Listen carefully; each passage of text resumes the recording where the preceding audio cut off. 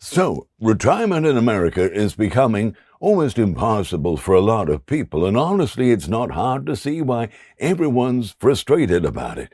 You work your entire life, you get to the end and realize there's simply just not enough. America's economy will drive people mad. Working 2 jobs, no hope, no social security. I'm just going to jump in and out when they're talking. It's not going to be a long video, but this is just to up and up to let you know America is falling, also known as Babylon the Great. In the Bible, I want to give all honor, glory, and praises to the Most High Yahawah and His only begotten Son, YAHAWASHI, whom the world ignorantly called Jesus, because the letter J in English did not exist 2,000 years ago. Double honors to my elders at Great Millstone. Single honors to the elect. Peace and bless to the 1/3. This is Haggai 1:6. Ye have sown much and bring in little. Ye eat, but ye have not enough. Ye drink, but ye are not filled with drink. Ye clothe you, but there is none warm. And he that earneth wages to put it into a bag with holes. Let's take a look at what people are saying. Hey, after working all their lives, many adults now are finding themselves in a very bad way and not being able to pay for long-term care and health care and keep a roof over their head and food on the table and bills to pay and not enough money for all this.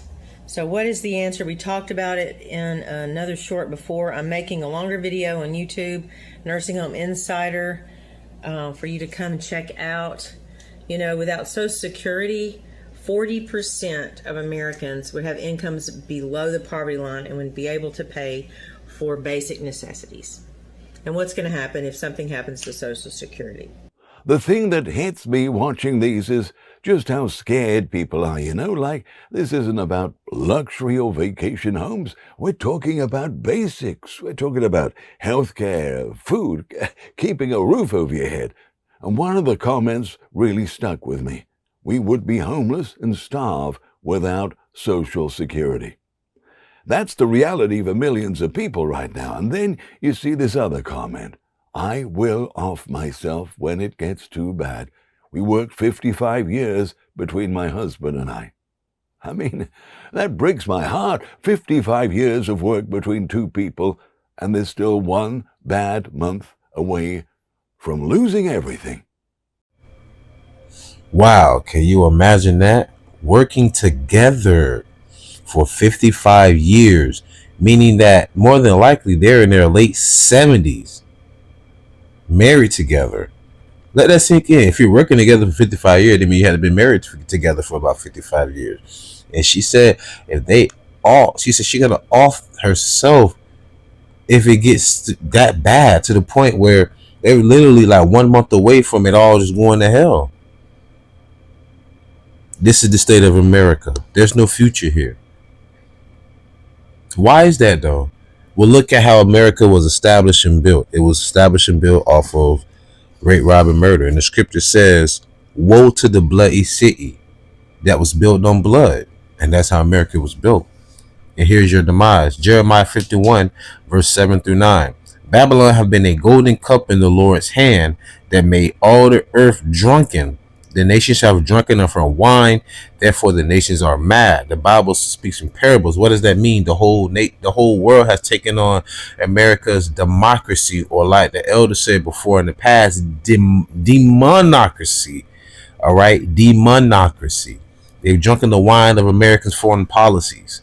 They're drunken the wine of America's philosophies, of America's traditions and standards in some sense. Now the nations are still starting to veer away, but the damage has already been done. The malignant tumor is now turning cancerous. Jeremiah 51:8. Babylon is suddenly fallen and destroyed. Howl for her, take balm for her pain, if so she may be healed. But we would have healed Babylon, but she is not healed. Forsake her, and let us go everyone into his own country. For her judgment reacheth unto heaven and is lifted up even to the skies. Of course, the judgments of America is up to the heavens. Look at how America was established. Look how the world economic trade system is pretty much built on slavery.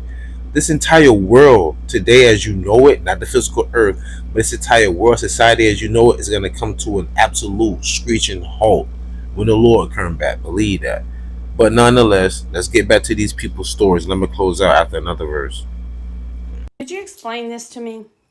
Why, at 54 years old, and my husband's almost 60, our whole entire life, well, not entire life, but you know what I mean, our adult life, we have worked hard. We have raised 2 beautiful kids.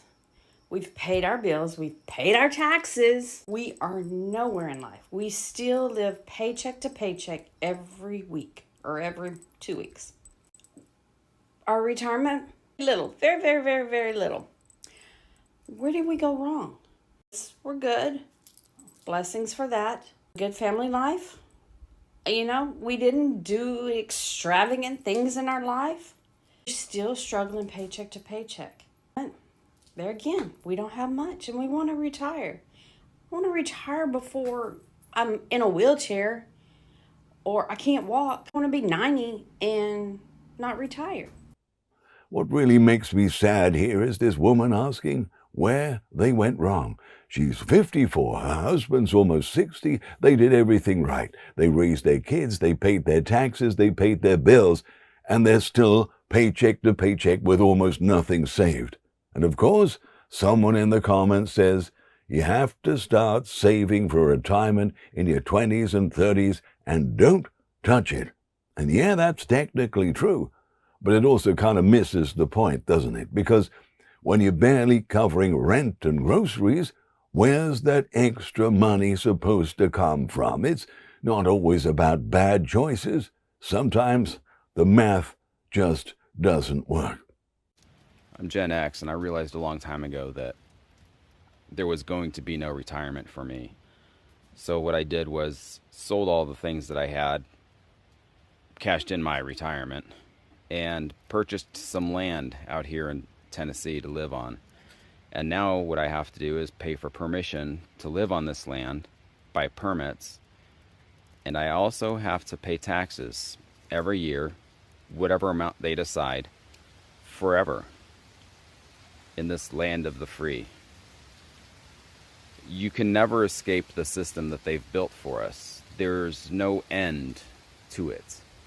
It goes on forever until you die. This system where we're constantly paying a tithe to the government in hopes that they will do the right thing at some point, ever. Now you just heard Esau say he know that there's no retirement for him. He sold everything. He went and bought land. Now he has to pay for the permits to, you have to pay to have permission to live on the land that you bought. Then annually you have to pay taxes, whatever number they want to throw up in the air, forever. Like he said, there's still no escaping it. But this is the society that your people created. A prison planet. They despise and hate Jake so much they put the entire world into a prison planet. But what you expect when Esau's blessing was what? To live by the sword and have the fatness of the earth. And then you lay your nest amongst the stars with the ISS, International Space Station. Then you got rovers going to Mars. You all over the damn place. That's why the Lord said, except those days be short and no flesh should be saved. But even going back to the woman that said she and her husband, he's 54, he's 60 if I'm not mistaken. They raised 2 beautiful children. They're good children. And she said she wants to retire before she winds up in a wheelchair or before she turns 90. And it just goes to show you that the cost of living has increased, but not your wages. I'll never forget it. I'll bring it up all the time. Back in the 90s when I was going to pay the gas to put into my mom's car, Toyota Camry. I'll never forget that sign at Cumberland Farms. It said $1.07. Never forget that sign. I remember you were able to get a 2-liter soda of Coca-Cola for 99 cents. Y'all remember them orange stickers that said 99 cents back in the day? Come on now, you can get a 2-liter soda for $1.07. You know, you had the tax on there too, but that's what I'm saying. Those days are gone. You can go into the store as a child with $1, walk out with 2 little juicies, a 25-cent bag of chips, and a 25-cent Debbie cake. What the heck can you buy for $1.09 in the convenience store? The cost of living has increased, but our wages have not. Victuals, your everyday necessities, has increased.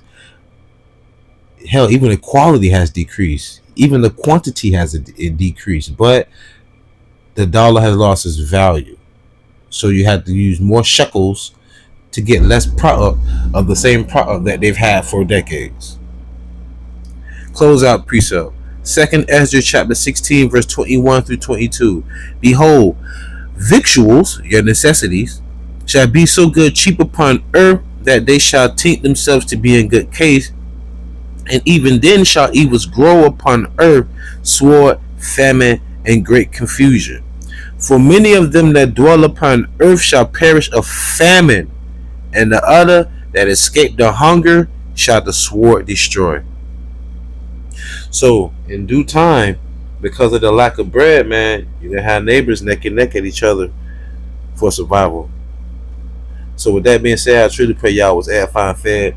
Stay in the spirit, don't fear it, just endure it. Ask for forgiveness, pray without ceasing, stay humble, remain diligent. Kwame Allah, Maflaba Ball, Shalom.